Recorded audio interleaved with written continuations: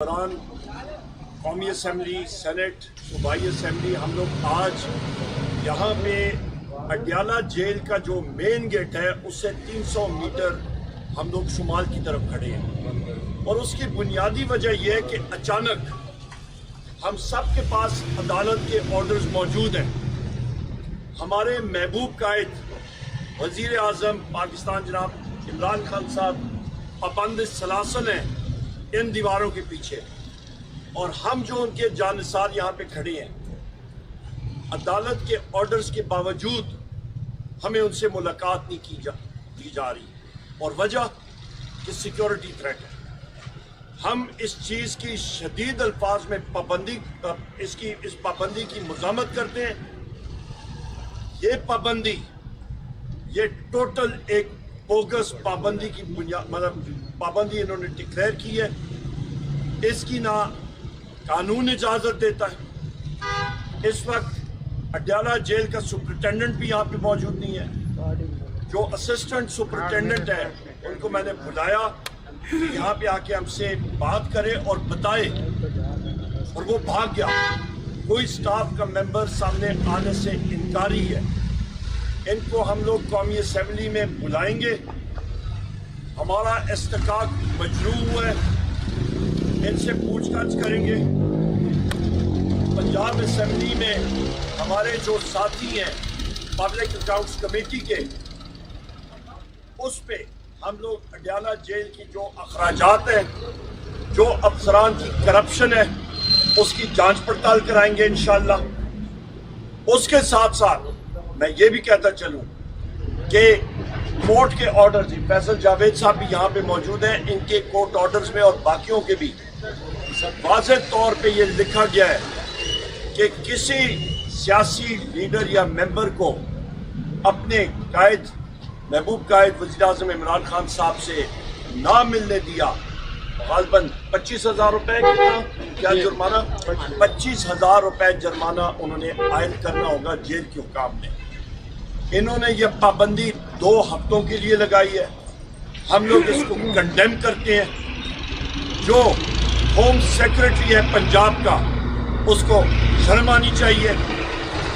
وزیر اعلیٰ، so called وزیر اعلیٰ، غیر آئینی غیر قانونی وزیر اعلیٰ مریم نواز کو شرم آنی چاہیے، کیونکہ اس کے واچ کے نیچے یہ پابندی لگی ہے۔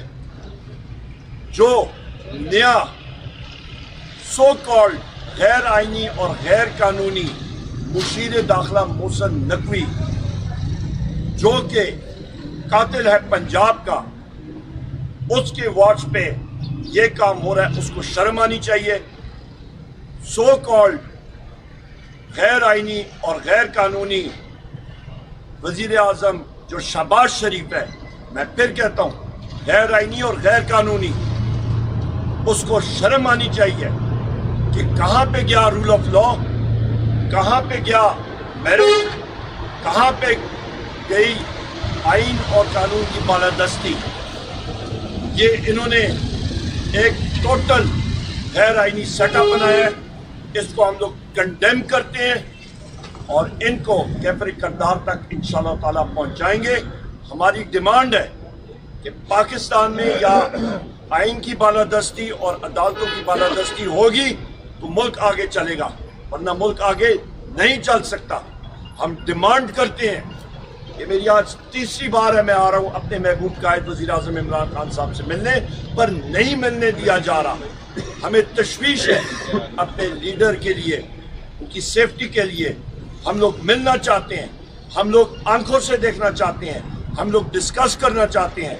سینٹ کا الیکشن کا شیڈیول آ چکا ہے، پر یہ کرپٹ حکومت یہ اس میں روڑے اٹکا رہی ہے کہ ہم لوگ اپنے محبوب قائد وزیر اعظم عمران خان صاحب سے سینٹ کی سیٹوں کے بارے میں کوئی گفت و شنید نہ کر سکے۔ انشاءاللہ تعالی ہمارے سینیٹرز آئیں گے اور پاکستان تحریک انصاف انشاءاللہ تعالی جیت کے دکھائے گی۔ بہت شکریہ۔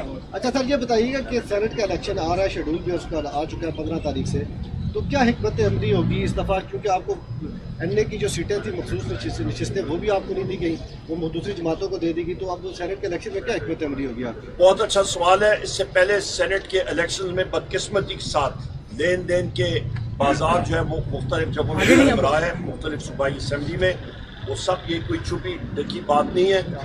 और अल्हम्दुलिल्लाह हमारे मेंबरान जो हैं वो चट्टान की तरह खड़े हैं और खड़े रहेंगे।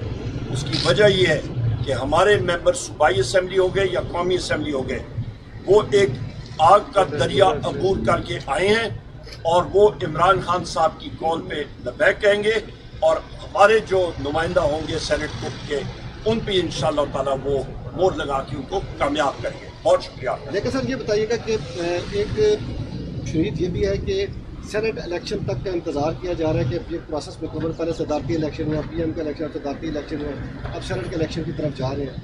सेनेट इलेक्शन के बाद KP में गवर्नर राज जो है वो लगाने की बातें की जा रही है, इसके बारे में क्या कहें?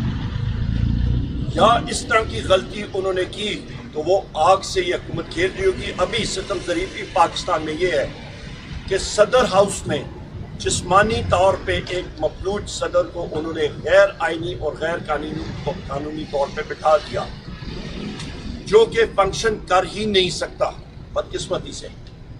दूसरी तरफ वजारत उज़्मा की कुर्सी पे गैर आइनी और गैर कानूनी तौर पे एक वज़ीर-ए-आज़म और उसकी काबीना को बिठाया गया है जिनके पास मैंडेट ही नहीं है, जो कि फॉर्म 47 का मैंडेट चुरा के उधर आए हैं, जो पाकिस्तान की अवाम उनको रिजेक्ट कर चुकी है। और इस काबीना की मिसाल मरकजी हुकूमत में, चाहे वो पंजाब में हो, उनकी ये मिसाल है 0 जमा 0 जमा 0, यानी कि 0 जमा 0 जमा 0 ज़रबे 0 तकसीम 0 करें, उसका जवाब आपको 0 ही आएगा। है टोटल 0। महंगाई का हाल देख लें, रमज़ान शुरू है, सारी कौम को पहला रोज़ा मुबारक। अल्लाह ताला आपकी इबादत कबूल फरमाए और आपके दर्जात बुलंद करें। और आज के दिन में जो महंगाई हो रही है, आप रेट देख लें। इस वक्त रस्ते से मैं बाज़ार से आ रहा था, 400 रुपये किलो मुर्गी का रेट है। प्याज जो तकरीबन 350 रुपये से ज़्यादा हो रहा था किलो। अभी मैं बाज़ारों में यही रेट देख के आ रहा था। एक मेहनत का शख्स किस तरह गुजारा करेगा? और बिजली के रेट इस गर्मियों में आप याद रखिएगा, 95 रुपये से लेके 100 रुपये यूनिट तक ये बिजली पहुंचेगी और ऊपर से लोड शेडिंग होगी। और इसका मुआवजा कर लें, आज से 2.5 साल पहले पाकिस्तान तहरीक इंसाफ के दौर पे 17 रुपये यूनिट थी बिजली।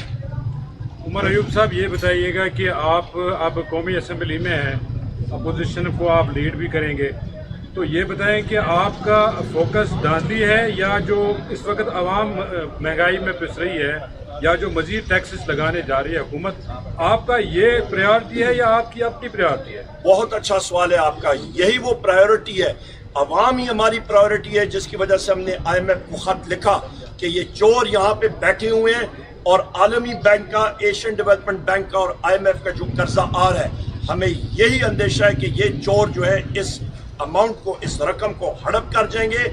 इनकी पेट में जितनी ये रकम है ये इधर उधर खुर्द-बुर्द हो जाएगी और पाकिस्तान की अवाम जो है वो इससे महरूम होगी, इससे मुस्तफीद नहीं हो सकेगी। कर्जा भी हमें चढ़ेगा और फायदा भी नहीं होगा। इसी वजह से हमने कहा कि इस पे एक मजबूत हुकूमत आनी चाहिए, जिसकी क़यादत वज़ीर-ए-आज़म इमरान खान साहब कर सकते हैं, जो कि एक एक पाई जो है सही अंदाज में पाकिस्तान की अवाम को वो फ़ायदा उठा के दे सकते हैं। और हमारा ये काम होगा कि इंशाअल्लाह ताला इनके ऊपर कड़ी नज़र भी रखेंगे और इनका एहतसाब भी करेंगे। IMF को जो आपने खत लिखा था, उन्होंने जो आपको जवाब दिया है वो कोई आपकी तौक़ात के बरक्स तो नहीं है? IMF एक आलमी इदारा है और उसके मुताबिक वो अपना खत लिखते जाएंगे। हमारा काम अपनी आवाम के साथ जो सोशल कॉन्ट्रैक्ट है वो है, और वो किया गया वादा ये है कि हम लोग हकीकी आज़ादी के लिए काम करेंगे और पाकिस्तान की आवाम की तर्जुमानी जिन जिन असम्बलियों में हमें मुंतखब किया गया, और वो पाकिस्तान की सब असम्बलियों में है। सिर्फ कौमी असम्बली की बात करूँ, 180 सीटें पाकिस्तान तहरीक इंसाफ की हैं। आप मखसूस नशस्तें उसमें करें 945 बनती हैं। पंजाब में भी हमारी हुकूमत बन सकती थी बलूचिस्तान में भी केपी में हमारी बन गई है और सिंध में भी पीपल्स पार्टी ने और एमपीएम ने हमारे मैंडेट पे डाका डाला है जिसको हम लोग रिजेक्ट करते हैं। IMF ने जो आपको जवाब दिया है क्या वो इस बात का नतीजा नहीं जो आपने IMF के साथ मुआहदा तोड़ा था अपनी हुकूमत के दौरान? बिल्कुल नहीं, वो टोटल सेपरेट था, आप उसको कंपेयर कर ही नहीं सकते हैं। हमारे दौर में स्ट्रक्चरल रिफॉर्म्स भी हो रहे थे, हमारे दौर में पावर सेक्टर में इम्प्रूवमेंट आ रही थी, सारे सेक्टर्स में इम्प्रूवमेंट आ रही थी। इन लोगों ने आके उसका बेड़ा गर्क किया, चाहे वो PDM2 की हुकूमत हो, चाहे वो आपकी उसकी एक्सटेंशन निगरान हुकूमत हो। आप रुपए की कदर कीमत देखें, आप डीजल और पेट्रोल की कीमतें देखें, आप बिजली और गैस की कीमतें देखें, आप अफराद ज़र देखें, आप पाकिस्तान की एक बढ़ती हुई मईशत 6% के तनासब से बढ़ रही थी GDP, उसका इन्होंने बेड़ा गर्क किया और उसको ब्रेकें लगा के वो बजाय इसके कि वो बढ़े वो सुकड़ दी गई है और इस वक्त भी सुकड़ रही है। बहुत शुक्रिया आप साथ में।